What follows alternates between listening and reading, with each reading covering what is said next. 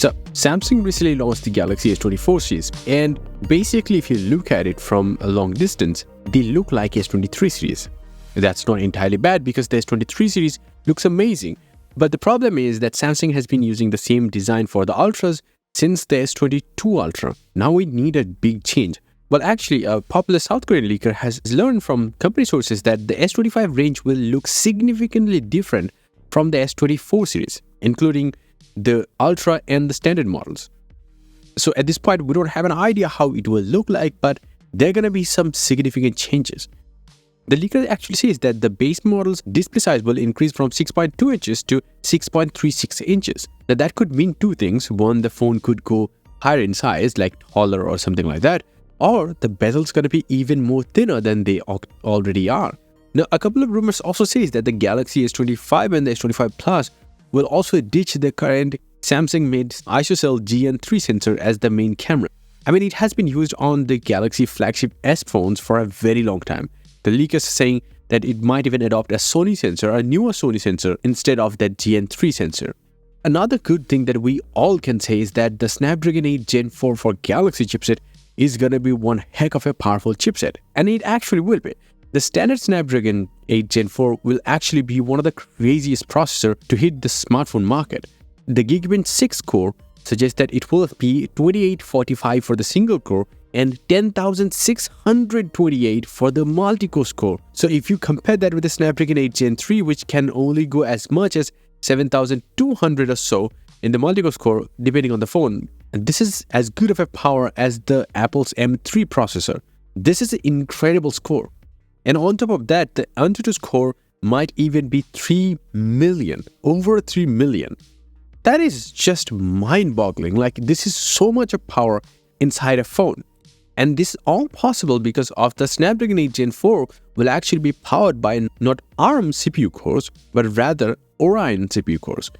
Qualcomm will clock the Orion cores, or maybe one Orion core, at 4.3 GHz, a number that we haven't heard in the smartphone industry at all, and the Phoenix cores are going to be at 3.8 GHz. So this is incredible amount of power inside these CPU cores.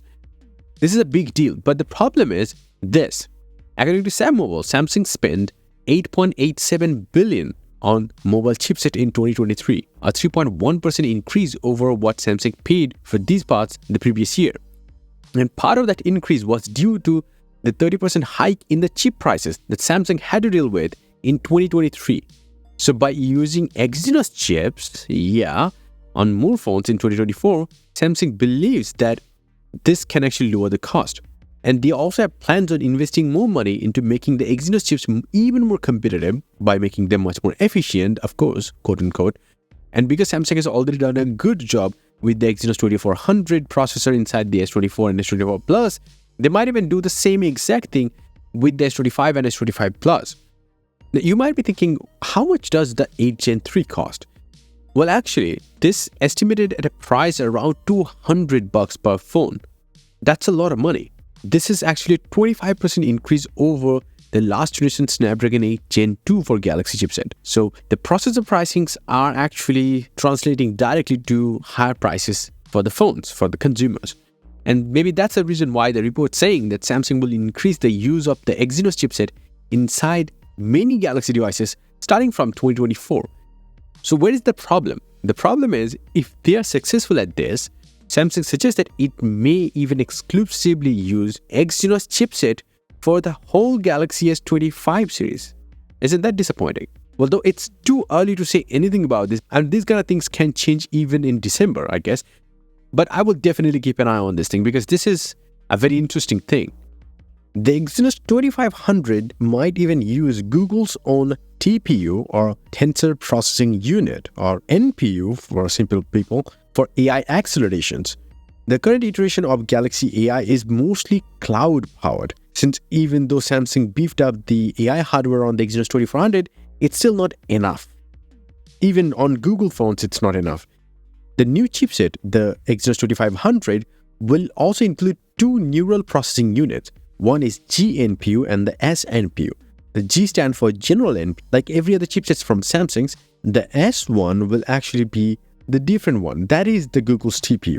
What it will do is that the advanced features that will come to the Google Pixels will also arrive very smoothly on the Galaxy S25 series.